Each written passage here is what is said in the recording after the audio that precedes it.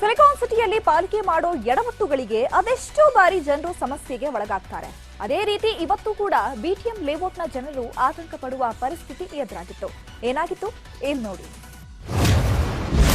ಪಾಲಿಕೆಯ ಕಳಪೆ ಕಾಮಗಾರಿಯಿಂದ ಕುಸಿದ ರಸ್ತೆ, ಆತಂಕದಲ್ಲಿ ಬಿಟಿಎಂ ಲೇಔಟ್ ನಿವಾಸಿಗಳು ಕಂಗಾಲು.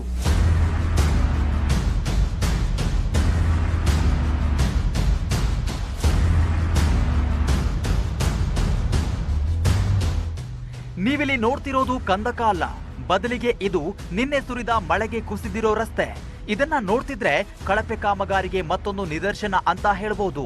ಕೆಲ ತಿಂಗಳ ಹಿಂದೆಯಷ್ಟೇ ಎಲೆಕ್ಷನ್ ಬಂತು ಅಂತ ಎಲ್ಲಾ ಕಡೆಯಲ್ಲೂ ಆತುರವಾಗಿ ಟಾರ್ ಹಾಕಿದ್ರು. ಡಾಂಬಾರು ಹಾಕಿ ಎಲೆಕ್ಷನ್ ಮುಗಿಸಿದ್ದಾರೆ. ಈಗ ಟಾರ್ ರಸ್ತೆ ಕುಸಿಯೋದಕ್ಕೆ ಶುರು ಮಾಡಿದೆ.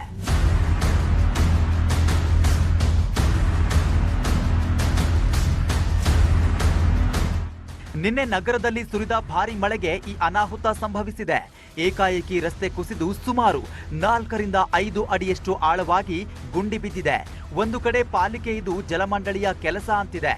ವಾಟರ್ ಲೀಕೇಜ್ನಿಂದ ಇದು ಸಂಭವಿಸಿದೆ ಎಂದು ಹೇಳಲಾಗ್ತಿದೆ. ಆದರೆ ಇಲ್ಲಿನ ಜನರು ಮಾತ್ರ ಏನ್ ಮಾಡೋದು ಅಂತಿದ್ದಾರೆ. ಇವಾಗ ಈ ಮಧ್ಯ ರೋಡಲ್ಲಿ ಆಗಿರೋದ್ರಿಂದ ಅವತ್ತೇ ಹೇಳಿದೀವಿ ನಾವು ಇದನ್ನ ಸರಿ ಮಾಡಿ ಗುಂಡಿ ಮುಚ್ಚಿ ಅದು ಇದು ಅಂತ. ಮುಚ್ಚಲ್ಲ, ಬರ್ತಾರೆ ಒಂದಿಷ್ಟೇ ಇಷ್ಟು ಮಣ್ಣು ನೋಡಿ ಈಗ ಫುಲ್ ದೊಗದು ಹಾಕಬೇಕು JCB ತಂದು. ಎಷ್ಟು ಆಳ ಹೋಗಿದೆ ಅದು, ಮಳೆಗೆ ಹೋಗಿದೆ, ಸೀಪೇಜ್ ಇಂದ ಹೋಗಿದೆಯೋ ಮಳೆ ನೀರು ಹೋಗಿದೆಯೋ ಏನಂತ ಗೊತ್ತಿಲ್ಲ. ಸುಮ್ಮನೆ ಮೇಲ್ ಟಾರ್ ಹಾಕಿದ್ದಾರೆ 2 ಇಂಚು. ಇಲ್ಲಿ ಬಂದ್ರು, ಆಗ ರೋಡ್ ಮಾಡಬೇಕಾದ್ರೆ ಇಲ್ಲಿ ತುಂಬಾ ಹಳ್ಳ ಆಯ್ತು. ಅವಾಗ ಇಲ್ಲಿದ್ದವ್ರು ಹೇಳಿದ್ವಿ ಹಳ್ಳ ಇದೆ ಇದನ್ನ ನೋಡಿ ಅಂತ. ಆದ್ರೆ ಅವ್ರೇನು ಅದನ್ನ ಸರಿಯಾದ ಒಂದು ಇಂಜಿನಿಯರಿಂಗ್ ಇದರೊಳಗೆ ಮಾಡಲಿಲ್ಲ, ತಂದು ಮುಚ್ಚಿಬಿಟ್ಟು ಈ ರೋಡ್ ಮಾಡಿಬಿಟ್ರು. ಈಗ ಅದರದ್ದು ಪ್ರಭಾವ ಇದು ಮತ್ತೆ ದೊನೆ ಬಿದ್ದಿದೆ. ಈಗ ಎಷ್ಟು ಅಗಲ ಇದೆ ಗೊತ್ತಿಲ್ಲ. ಇದು ಇಷ್ಟು ದಿನ ರಸ್ತೆ ಗುಂಡಿ ಆಯ್ತು, ಮರಗಳು ಬೀಳೋದಾಯ್ತು, ಈಗ ಮತ್ತೆ ರಸ್ತೆ ಕುಸಿತ ಕಂಡು ಬರ್ತಿದೆ. ಸೊ ಸದ್ಯಕ್ಕೆ ನಾನೀಗ ಬಿಟಿಎಂ ಲೇಔಟ್ ನಲ್ಲಿ ಇದ್ದೀನಿ.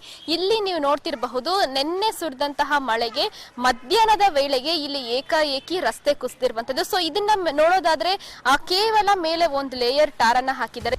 ಸ್ಥಳಕ್ಕೆ ಭೇಟಿ ನೀಡಿದ ನ್ಯೂಸ್ 18 ವರದಿ ಪ್ರಸಾರ ಮಾಡಿತ್ತು.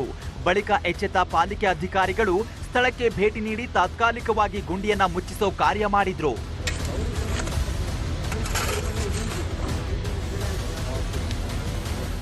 ಬಿಟಿಎಂ ಲೇಔಟ್ ಜನರ ನಿದ್ದೆಗೆಡಿಸಿದ್ದ ಈ ರಸ್ತೆ ಗುಂಡಿಗೆ ತಾತ್ಕಾಲಿಕ ಸೊಲ್ಯೂಷನ್ ಸಿಕ್ಕಿದೆ.